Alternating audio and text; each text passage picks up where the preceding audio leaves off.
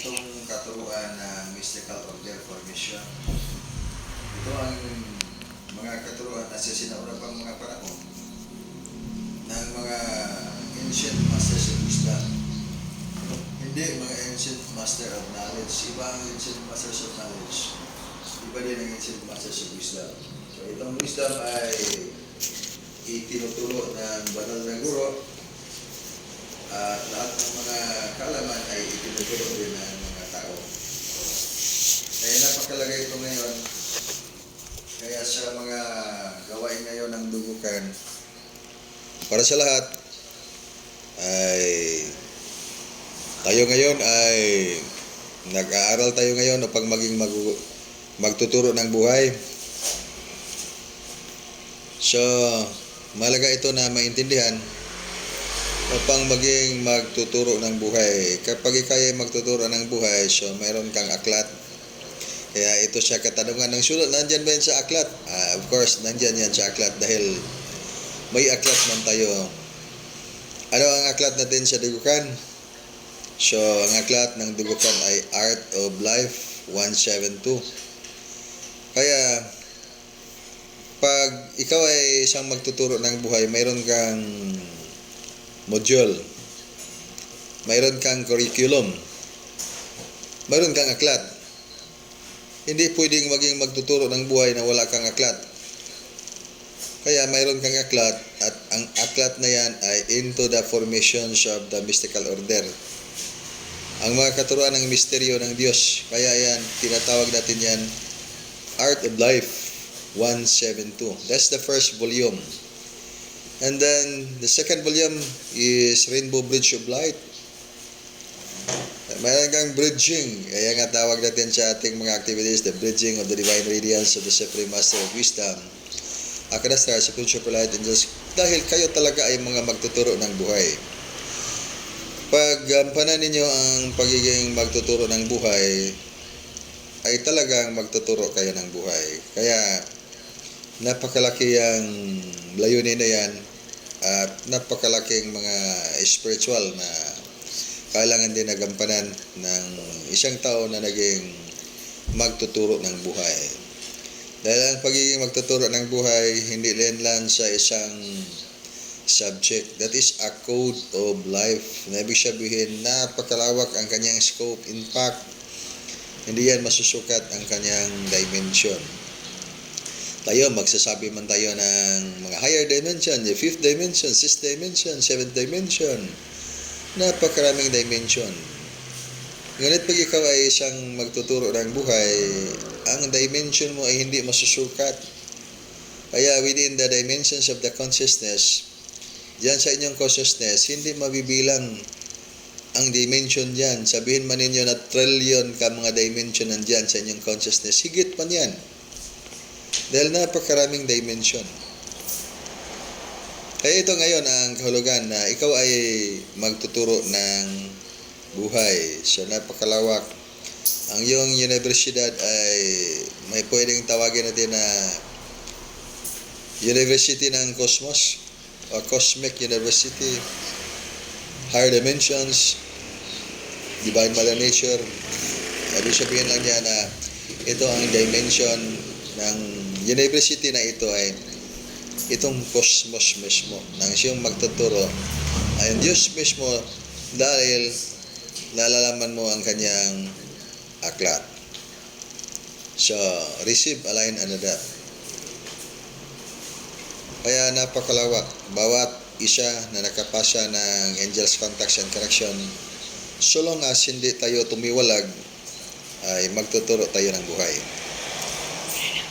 Pag tayo ay tumiwalag, ang opposite side, kasi hindi man tayo maging magtuturo ng buhay na hindi natin gamitin ang aklat ng Art of Life at ibang aklat ang ating gamitin. Yan ay hindi man yan yung curriculum ng dugukan. Kaya itong dugukan na mga aralin ay very specific ito. Dahil ito ay mayroong sariling aklat. Pag ikaw ay sabihin mo ikay magtuturo ng buhay, so that could be in the book of Dugukan. Any of the book of Dugukan. And then, so important, magsimula tayo sa volume 1. Kaya sa inyong mga pangaral, mangaral kayo sa inyong mga kapatiran at sa sinamang tao na gusto nyo mabigyan ng kapaliwanagan into the mystery arts, and then you have to use the book of Dugukan, volume 1. Magsimula tayo sa volume 1 dahil dyan ang fundamental. So, ano yung Supreme Superlight Angels? So, sino yung Supreme Master of Wisdom? Dyan atin paliwanag sa ating mga kapatiran, sa mga kaibigan, din ng mga taong gustong makaalam nito kung ano ang mga ginagawa natin at ano ang ibig sabihin ng art of life.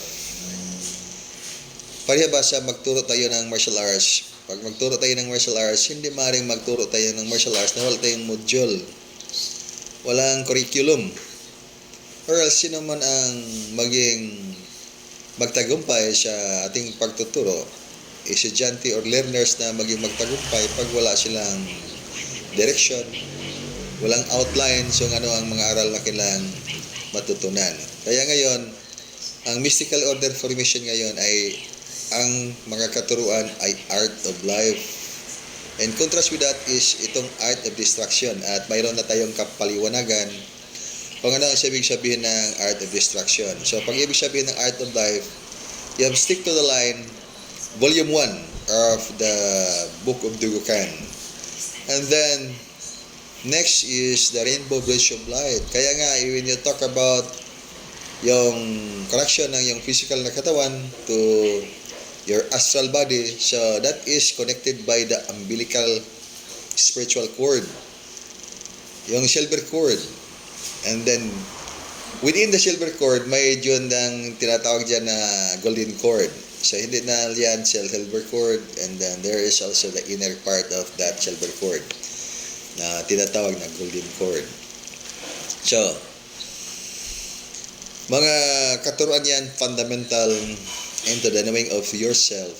Kasi ito ang lesson ng College of Mystery. Sa sinauna, in the preamble, ibig sabihin ng preamble is umpisa, the beginning, or religious pa na term in the Alpha Omega, sa mga katuruan ng mystical order formation ay kailangan natin matutunan itong mga fundamentals. In the Dugukan martial arts system, so mayroon tayong 7 steps of the stances of the Dugukan martial arts system, and then that's the physical aspect. But there is the part of that na talagang mahalagang aralin na lampas dyan. Kaya mayroon tayong 7 steps of the inner discovery. Anyan yan sa spiritual growth na yan. So, ang isang nakapasa ng Lightship Initiation, one Lightship Initiation is actually more than enough. Dahil ikaw ay mayroon kang designation na teacher of the art of life. Kaya ikaw ay mayroong paaralan na ngayon. Hindi natin masasabi na ikaw ay ordinaryong nilalang dito sa mundo dahil ikaw ay magtuturo ng buhay. Kaya sometimes lang mablock ang isang tao sa kanyang liwanag dahil dito man siya makatuon sa kanyang mga nakita ngayon dito sa mundo na lahat ay katotohanan, maski ito ay pangdiyan siya sa higher na dimension ng kanyang buhay. Yung lahat na yan ay mga ilusyon lamang. Ngunit hindi man ito maintindihan sa makataong mga kaunawaan. So, ibig sabihin na pangtaong kaunawaan, makataong ding kaunawaan, kaisipan. Kaya mapagmahal at mapagkumbaba, lahat ng mga katangian, may mga bertud o hiyas man, ang katangian ng isang tao na mabuti, ngunit ang kanyang kaunawaan ay makatao pa rin, hindi pang-spiritual na mga kaunawaan. Kaya in the mystical order formation, at the same time sa College of Mystery, anong kaibahan sa dalawa? Pag ibig sabihin ng College of Mystery, that's actually the fundamental into the mystical order formation na mas higher ang version, governing star formation, Palace of the Olympic Stars. That's actually the beyond. So dito na aspeto, sasabihin sa tao na ito ang katotohanan natin dahil ito ay misteryo ito. Kaya bigyan natin ng tuon pansin kung ano ang ating kapaliwanagan sa mga aral na itong ating gampanan ngayon upang tayo ay mamulat ang ating spiritual na kamalayan at makamit natin ang tunay na spiritual na kaunawaan. Itong tinatawag na pagkakasatuparan ng mga kaluluwa. That's a soul realization. So, pag tayo ay gusto tayong makaakyat sa langit na walang address, dahil maski anong gagawin natin, hindi natin mabasa diyan sa kasulatan o sa mga aklat na ating mga binabasa, maski sinong author, walang address na ibinigay kung saan na langit na yan. So, may ibang daan na ang daan yan ay nagtuturo sa iyo na talagang ikaw ay kailangan mong pasukin yan upang ikaw ay magtagumpay at makakyat talaga sa tunay na kaharian ng Diyos. Pag tayo ay religious term ng ating mga ginagamit. So, anong paraan na yan? Kaya pasukin mo ang mga dimensions ng iyong kaluluwa. When you study the book of Dugukan, it will begin to activate your inner understanding. This is actually really precise. Hindi ito hula-hula. Dahil itong mga bagay na ito, hindi ito mahulaan. Dahil talagang ito ay gagawin. Gagawin talaga ito. When you read the book, and then the author of the book is at the foundation of the ancient knowledge. Dito tayo, ancient knowledge. Anong kaibahan sa ancient knowledge at saka ancient wisdom? So, when the author of the book is ancient knowledge, okay, mayroon tayong mga concepts, and then all concepts will start with presumption. Kaya nga naging concept yan. And then, ating isidyuhan. And then, mayroon din yung kaunawaan. At anong level ng ating kaunawaan na makamit? So, ano ang kanyang limitasyon rin? Kaya, ang limitasyon rin natin dyan ay within the foundation of the seven foundation of the soul, governed by the mind supremacy. So this thing could be complicated. Talagang complex ito dahil hindi man natin ito maintindihan pag hindi tayo mag-aaral ng lesson ng Dugukan. Kaya at the earlier discussion of the Dugukan topics, sinasabi ko sa lahat na itong mga katuruan ng Dugukan, walang simplification actually. Kasi mga kaibigan natin, nag-advise sila sa atin na mayroon bang simplification sa mga aral ng Dugukan. Kailangan daw i-simplify. Kaya sagot yan ay hindi yan ma-simplify maski anong pag-simplify natin dyan, basta hindi ito dadaan sa ating procedure. Dahil ang ating procedure, actual practical lesson talaga. You have to pass the Lightship initiation, and then you have to activate the informations of your advanced spiritual function para maintindihan din. So, kailangan na tayong mag-aral ng Book 1 of Dugukan. So, paano tayo mag-aral ng Book 1 of Dugukan? So, sasali tayo sa formation ng Dugukan. So, maghanap tayo ng teachers of the art of life that can guide us into the lessons of the art of life or angels contacts and connection. Dahil ito, again, hindi ito lesson ng teorya na we have to presume something na ito ay talagang ang katotohanan. Ngunit, ang ating mga ginagamit na model sa pagpuriba ng ating katotohanan ay model ng ating paniniwala. And then paniniwala is one of this thing, reality, within the foundation of the 100 ways sa mga prinsipyo ng College of Mystery. Dahil mayroon tayong 101 principles of the College of Mystery, 100 for the right, even if it is wrong. Ibig sabihin yan, 100 ka mga prinsipyo, talagang tama yan, maski pa mali tayo. Dahil pag may taong naniniwala, hindi natin masasabi sa isang tao na mali ang iyong paniniwala dahil tama nga sa kanya yan. Ibig sabihin, pag tama na yan sa kanya, yan tama na yan sa kanya. Ngunit, hindi man tama sa atin, pag sila din ang tumingin sa atin, hindi din tayo tama sa kanilang paningin. So tayo din ang nagkamali. That is the perfect illustration of the polarity of the universe. Ibig sabihin ba na kung kailan mayroong tama dahil mayroong mali. Kung kailan mayroong mali dahil mayroong tama. So that's reality of the expression of the polarity. Ibig sabihin polarity, may positive, may negative. The law of the opposite. So that's the 100 ways. That's right, even if it is wrong. Now, and dito sa ating dugukan, we go beyond the definition of that. Kasi buksan man ang iyong spiritual na kamalayan.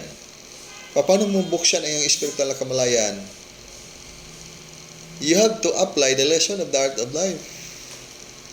At yung mga divine guidance ay binigay sa ating ongoing continuing training. Kaya mayroon tayong ongoing continuing training program. Kaya mayroong mga teachers of the art of life. Yung mga teachers of the art of life guided by the Holy Spirit.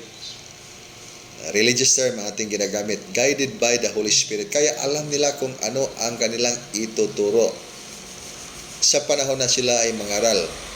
Dahil palagi man silang nag-aaral, palagi man silang nag-exercise ng art of life. Kaya binuksan nila ang kanilang mga spiritual na kamalayan. And that's my reason why itong pagtuturo is actually teaching is the mother of learning. Sa panahon na kayo ay magturo, you have already the outline. Huwag lang kayong lumabas sa outline. Kaya pag ikaw ay magtuturo ng art of life, you have to use the volume 1, book 1. Kaya nga sinulat natin yung aklat ng dugukan para pag magturo kayo, mayroon kayong outline. You have the first volume dugukan, paragraph by paragraph. Pwede niyong gamitin paragraph by paragraph or sentence by sentence kasi bawat salita dyan ay may kahulugan. Bawat sentence, bawat paragraph ay may kahulugan.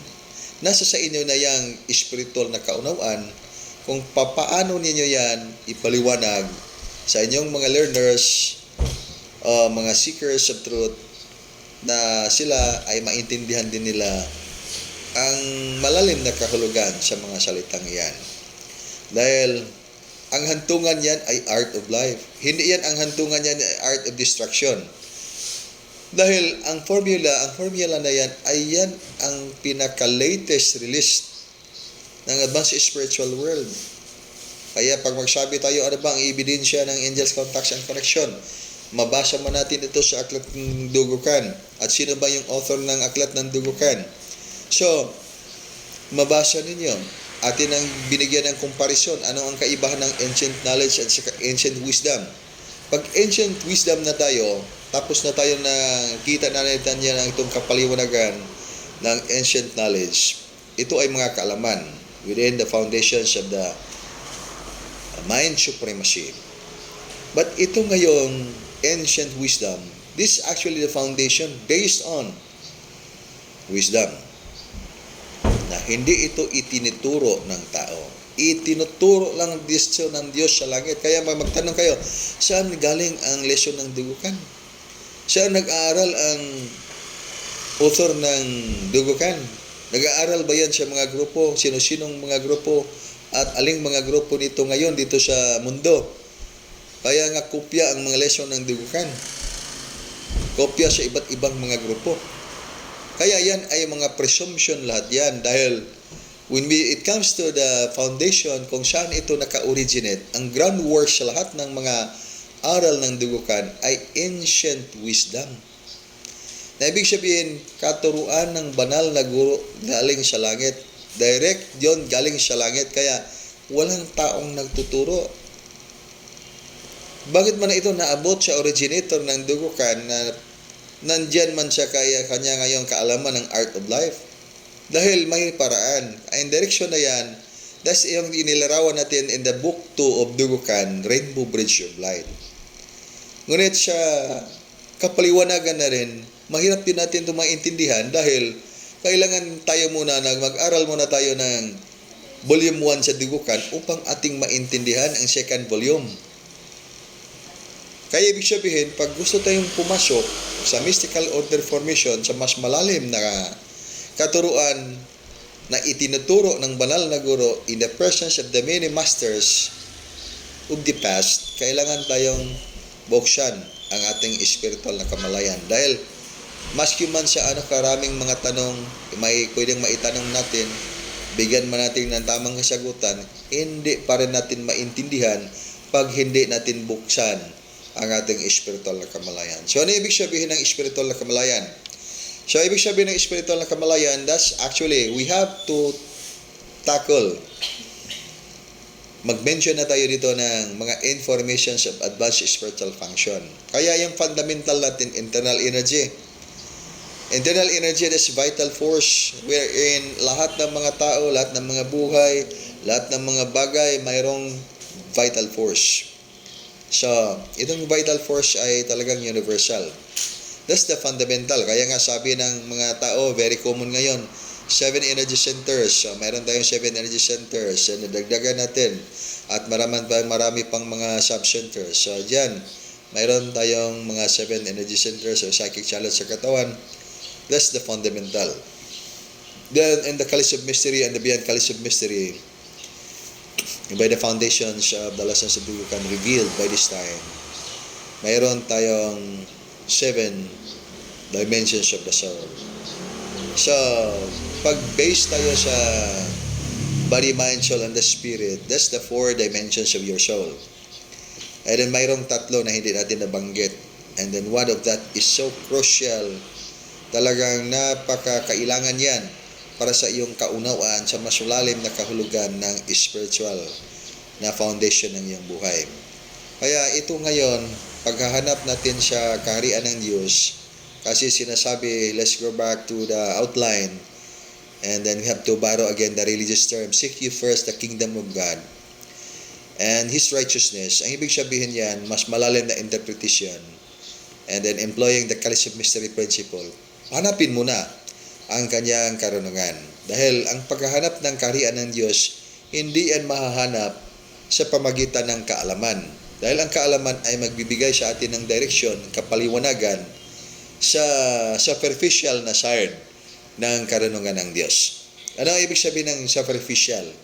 So, again, that's the mind supremacy. That is actually in co-resonance with the astral spiritual world. Physical na mundo and the astral spiritual world. Ibig sabihin ng astral spiritual world ay hindi pa yan yung paraiso na tinatawag na higher na dimension, talagang higher na dimension. That's why you have the data to begin with. Mag-practice kayo ng angels contact and correction. Makita niyo diyan sila sa kawanangan o sa mga kalangitan. And then it's not just up to that na makita niyo sila diyan sa mga kalangitan in the blue sky. Maging lower, not in the blue sky, mas lower dito sa atmosphere. Makita ninyo ang presensya ng mga supreme superlight angels. Ngunit hindi lang sapat ang maging kakayahan na makita sila dahil sila ay nagpakita sa inyo, sa atin.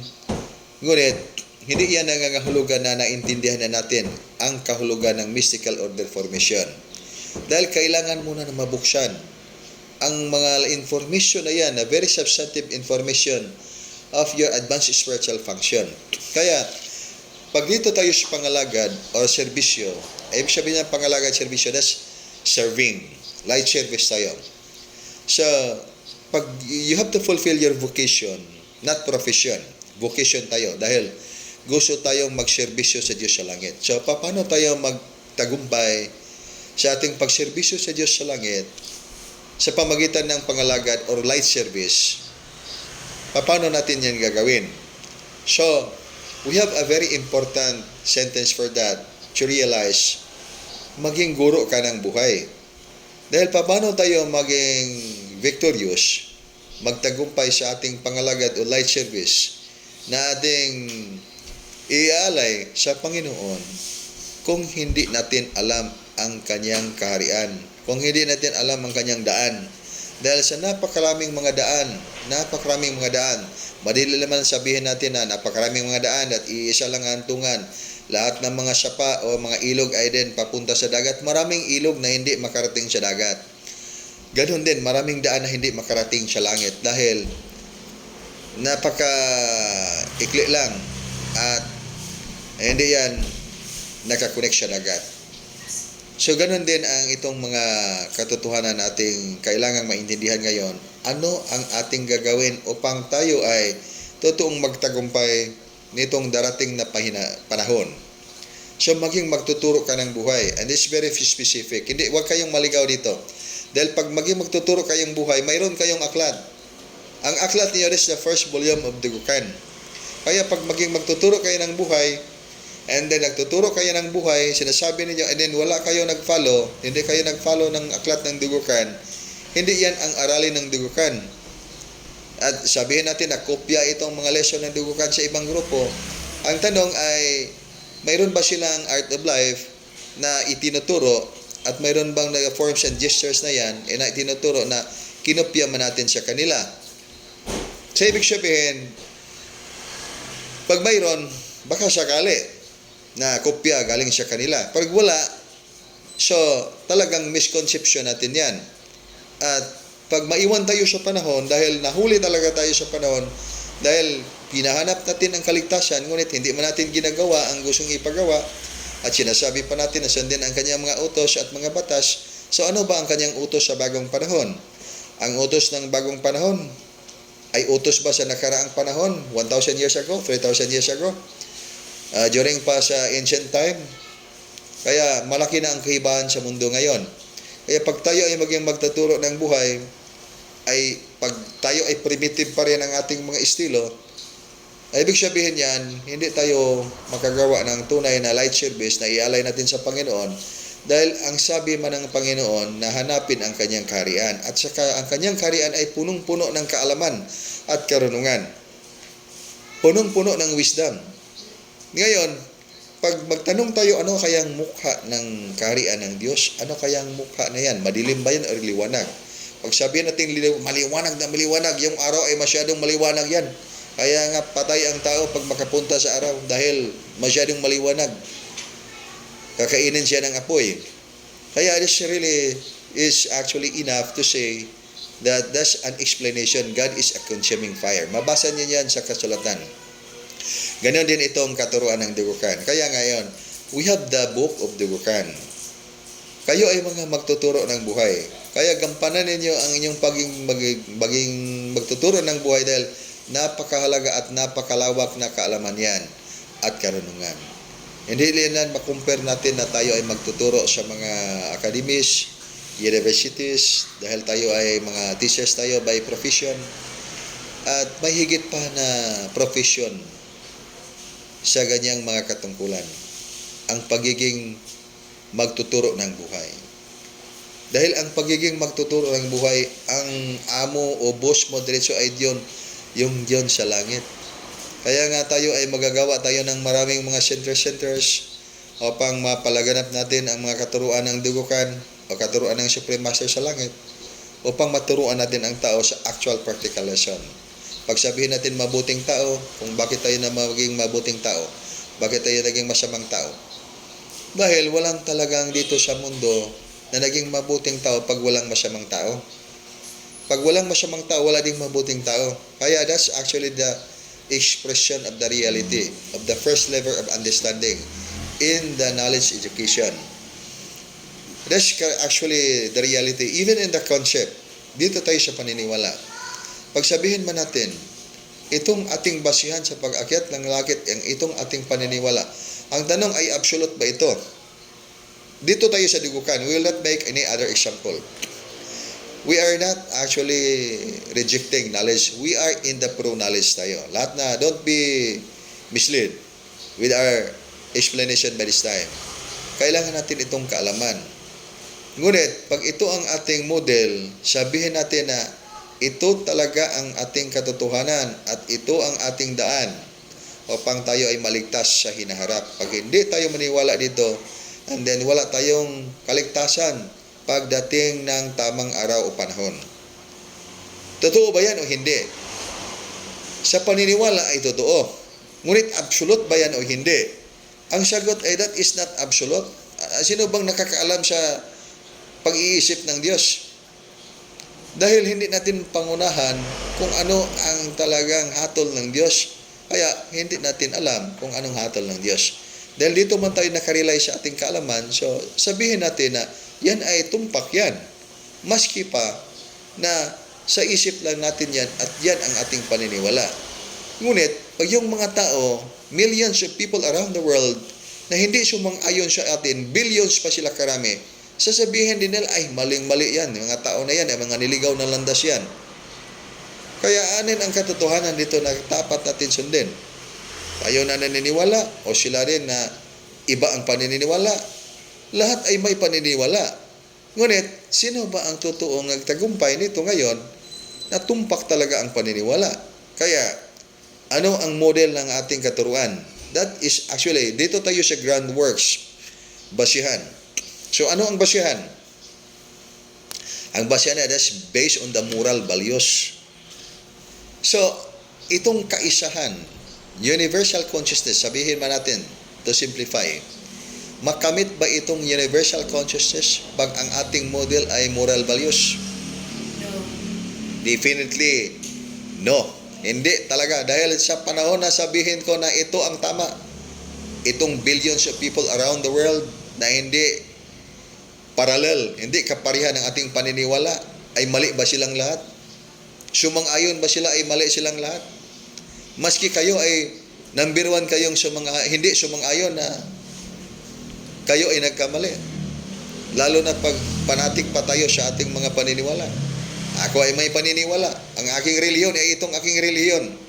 Reliyon, balik tayo sa reliyon ng mga tambok. At sabihin ko, itong mga mataba, ito ay yung maligtas dahil kaya nga mataba, hindi masakit. Mataba ang kaluluwa, malusog ang katawan dahil malapit sa Diyos at mahal ng Diyos. Kaya ito ay maligtas. Ay aking paniniwala yan. Ngunit sumang-ayon ba ang mga payat? Sabihin din mga payat ay obese yan. Hindi ba niyo alam na yung mga masyadong mataba ay obesity yan, sakit yan? Kami ay regular ang aming katawan, kami ang maligtas kasi healthy na healthy kami, wala kaming hypertension. Hindi maraming mga sakit. At walang katapusan na kapaliwanagan na yan. That's actually based on the right and the wrong. Ngunit ngayon, ang ating kailangang maintindihan ngayon, that's the universal truth. Paano natin makamit itong universal truth? Kaisahan ng lahat.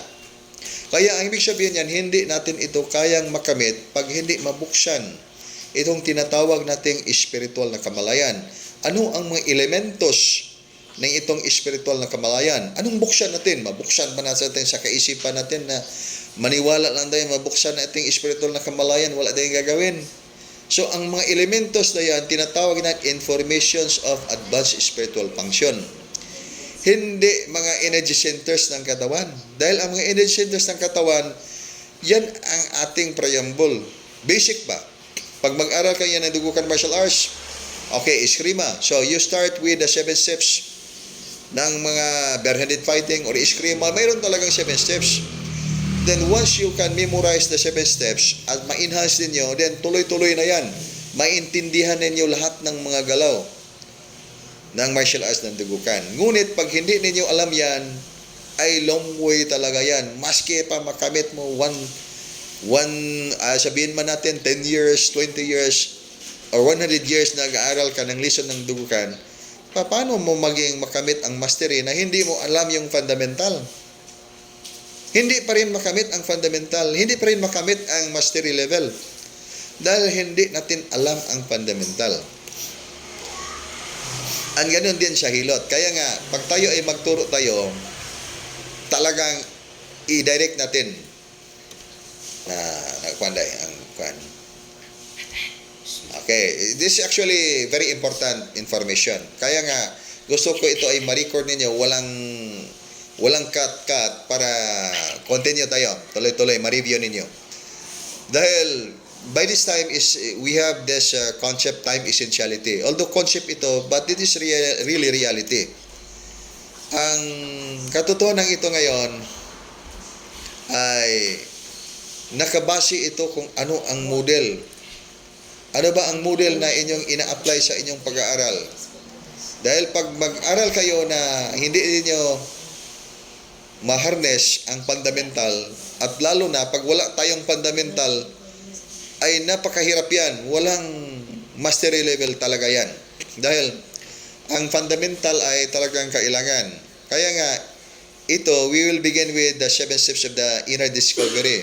So, you have to read the volume 1 of Dugukan, book 1, that is the Art of Life, 172. And then second is, that is the Rainbow Bridge of Light. And then the third is, ano ang third ng volume ng Dukukan, that's actually the Governing Star. Formation. Okay, na alam ni Lubas. Palace of the Olympic Stars, Governing Star Formations. And then, Governing Star Formations, upang inyong maintindihan kung ano ang mga enerhiya na kailangan nating maintindihan ngayon, sa panahon ngayon. Dahil sa mga nakaraang mga panahon, sabihin man natin na si Adan at saka si Eva ay pumunta na dito sa lupa dahil niyan man nakasulat sa kasulatan. And how many years had passed? Nangyari ang panahon na yan. So, that was mentioned in the book na ang title ay Bible. Ang Bible, napakaraming Bible. And then, and it comes to the Genesis of the Alpha and Omega sa kasaysayan ba ng sangkatauhan.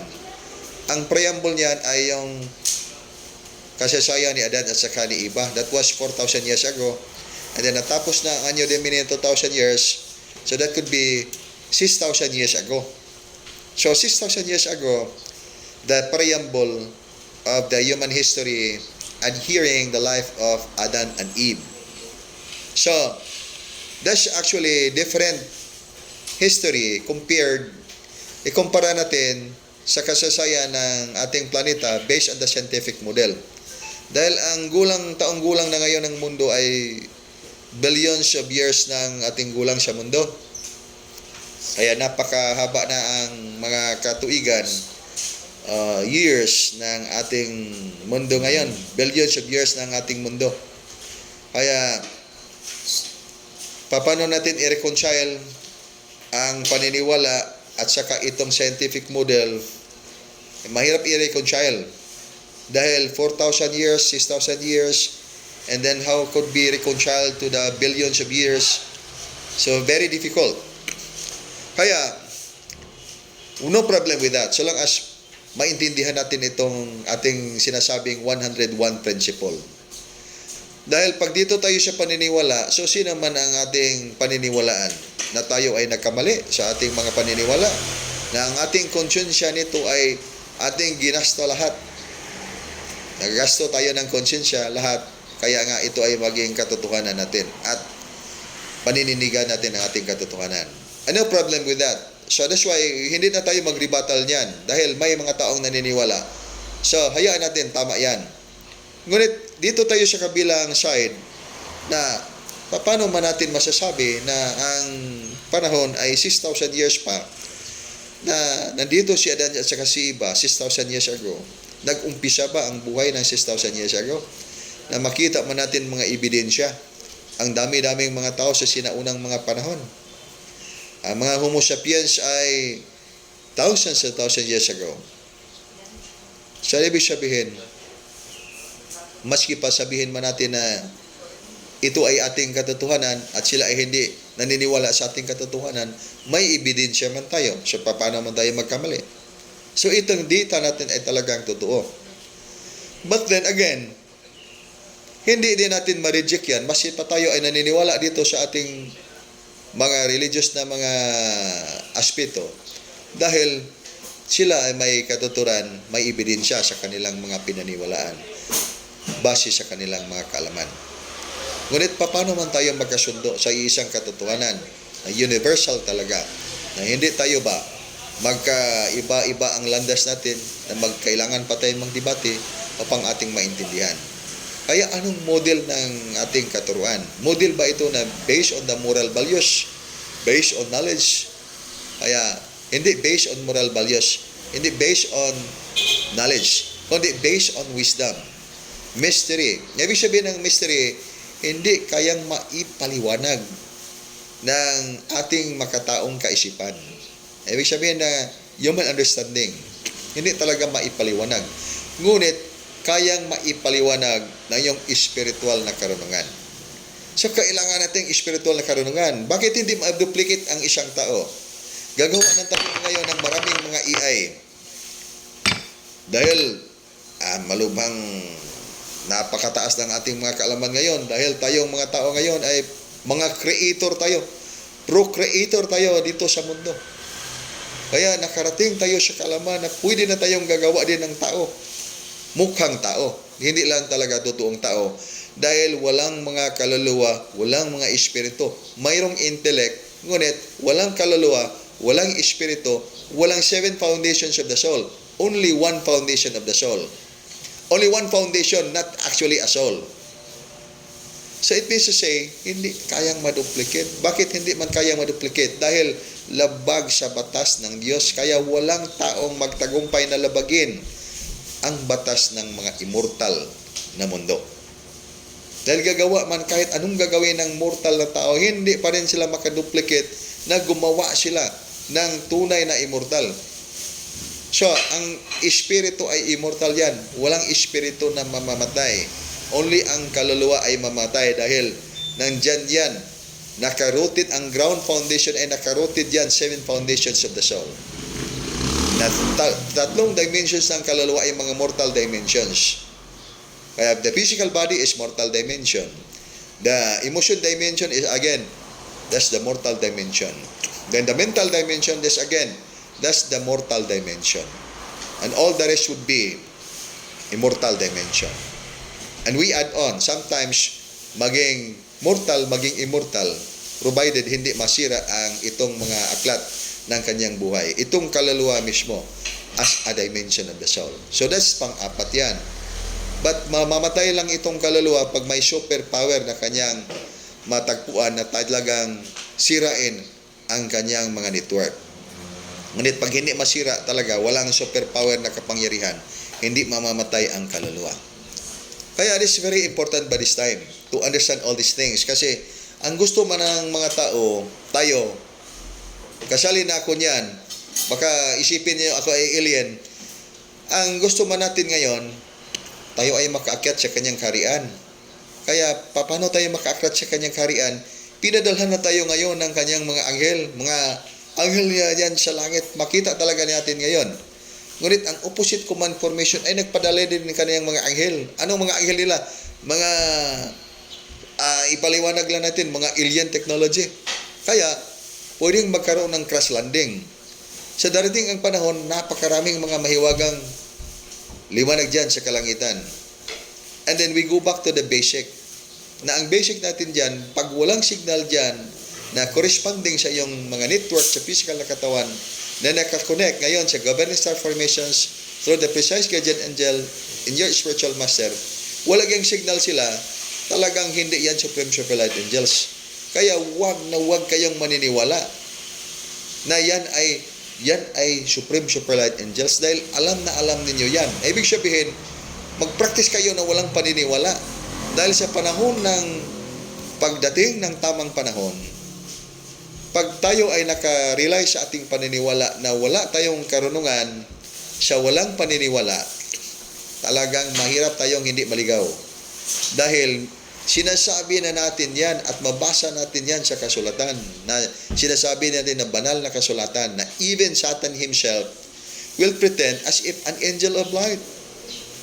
Maski si Satanas ba, sa kanyang sarili ay mag-pretend siya na siya ay anghel ng liwanag. Ngunit, anghel siya ng liwanag in the opposite side, hindi in the art of life.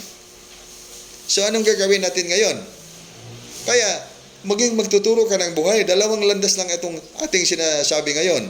Ang hantungan ng lahat ng mga tao sa mundo. Dalawang hantungan. Kaya mag-aral tayo ng maraming mga aklat ng mga mystical order formation. Mga tagong mga aklat, mga tagong mga pangalan, mga tagong mga salita ng Diyos. Kaya sabihin na tayo ay ligtas na. Ngunit, ano ang fundamental natin?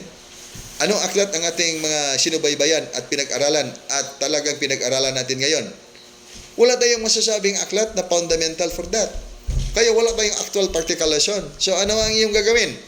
You have to look for the book of that para yan yung aklat mo at talagang ikaw yung magtuturo ng buhay, hindi magtuturo sa ibang bersyon ng landas.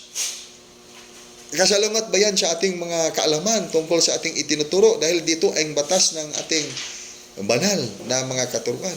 Hindi yan kasalungat dahil ang aklat na ating sinasabi, that is aklat kung paano ka maging malusog physically and spiritually.